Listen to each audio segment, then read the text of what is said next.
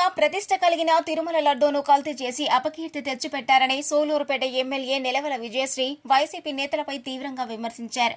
ఉమ్మడి నెల్లూరు జిల్లా నాయుడుపేట పట్టణంలోని తెలుగుదేశం పార్టీ కార్యాలయంలో మాజీ ఎంపీ నిలవల సుబ్రహ్మణ్యం నాయకులతో కలిసి మీడియా సమావేశంలో మాట్లాడారు.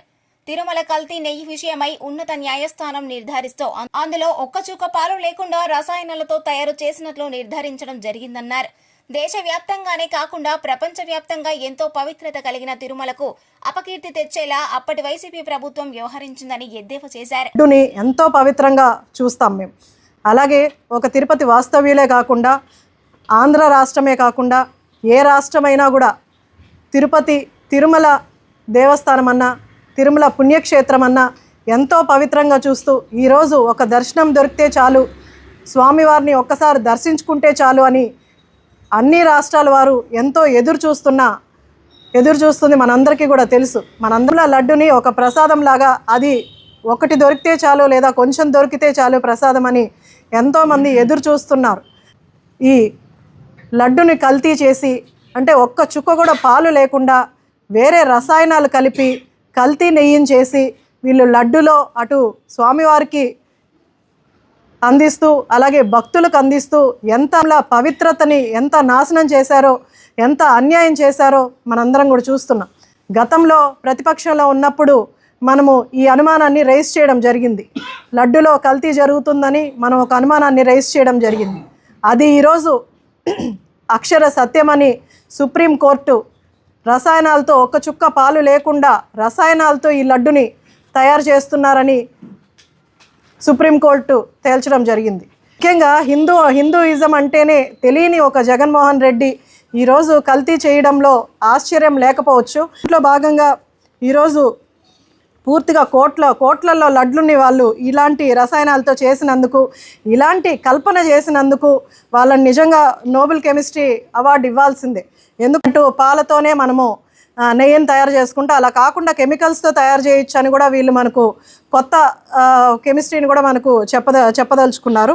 ఈ కుంభకోణంలో మొత్తం స్వామివారు ఏవైతే ఉన్నాయో అవి 235 కోట్లు వాళ్ళు నాశనం చేసిన దుర్వినియోగం చేసిన పరిస్థితి మనం చూస్తున్నాం. మేమే తప్పు చేయలేదని మాట్లాడిన వాళ్ళు ఈరోజు ఏం సమాధానం చెప్తారో అందరు ముందుకొచ్చి ప్రెస్ ముందు వీళ్ళందరూ కూడా సమాధానం చెప్పాలని వాళ్ళని గట్టిగా డిమాండ్ చేస్తున్నాను. వీళ్ళకి అలాంటి ఏవి కూడా లేదు. జగన్మోహన్ రెడ్డి వెళ్తాడు, అవి పట్టు వస్త్రాలు కూడా కాదు, నకిలీ పట్టు వస్త్రాలు తీసుకెళ్తారు, సమర్పిస్తారు. ఎందుకంటే సీఎంగా అతను సమర్పించాలి కాబట్టి, ముఖ్యమంత్రిగా అతను సమర్పించాల్సిన బాధ్యతగా తీసుకోరు, అదొక పనిలాగా తీసుకెళ్ళి సమర్పించేసి వచ్చేస్తారు. అలాగే ఆ పరకామణి ఇష్యూని మనం బోర్డు మెంబర్స్ ఇలా ముందుకు తీసుకొస్తే అతను విజిలెన్స్ ఆఫీసర్ ఏవిఎస్ఓ ఆఫీసరు ఎవరైతే సతీష్ ఉన్నారో అతను ట్రైన్లో ట్రావెల్ చేస్తుంటే అతన్ని చంపేశారు. పదవులకు అడ్డున్నా సరే, అలాగే సాక్ష్యాలు వాళ్ళు చేసిన తప్పులకి సాక్ష్యాలు ఉన్నాయంటే వాళ్ళందరినీ కూడా చంపేసుకోవడం వాళ్ళకి సర్వసాధారణంగా మిగిలిపోయింది. కూటమి ప్రభుత్వంలో ఏదైనా తప్పు చేయడానికి నాయకుడు భయపడాల్సిన పరిస్థితి. ఎందుకంటే తప్పు చేస్తే ఖచ్చితంగా కూటమి నాయకులైనా సరే ఖచ్చితంగా చంద్రబాబు నాయుడు గారు కానీ, అటు పవన్ కళ్యాణ్ గారు కానీ, ఇటు లోకేష్ బాబు గారు కానీ ఖచ్చితంగా యాక్షన్ తీసుకుంటారు, శిక్షిస్తారు అని అందరిలో భయం ఉంటుంది. ప్రజలందరి తరపున వైసీపీ నాయకుల్ని నేను గట్టిగా ప్రశ్నిస్తున్నాను. దీనికి ఖచ్చితంగా మీరు తిరుమల దేవస్థానానికి, తిరుమల అలాగే ప్రజలందరికీ కూడా గతంలో మీరు చేసిన ఈ కల్తీ నెయ్యి స్కామ్ ఏదైతే ఉందో దీనికి ఖచ్చితంగా క్షమాపణలు చెప్పాలి. దీని గురించి ఖచ్చితంగా మీరు బయటకు వచ్చి మాట్లాడాలని. వైసీపీ ప్రభుత్వం ఏర్పడిన తర్వాత ఈ రాష్ట్రంలో అనేక స్కాములు జరిగాయి. ఈ కల్తీ నెయ్యి స్కామ్ కూడా జరిగింది. ఈ రాష్ట్రానికి ముఖ్యమంత్రిగా చేసిన వ్యక్తి కల్తీ నెయ్యి విషయం అది చిన్న విషయమే, దాన్ని ఎందుకు సాగదీస్తుంటారని చెప్పని అంటాడు. ప్రపంచంలోని ఎంతోమంది వెంకటేశ్వర స్వామి భక్తులు ఆ ప్రసాదాన్ని ఎంతో కళ్ళకద్దుకొని ఎంతో పవిత్రంగా తీసుకుంటారు.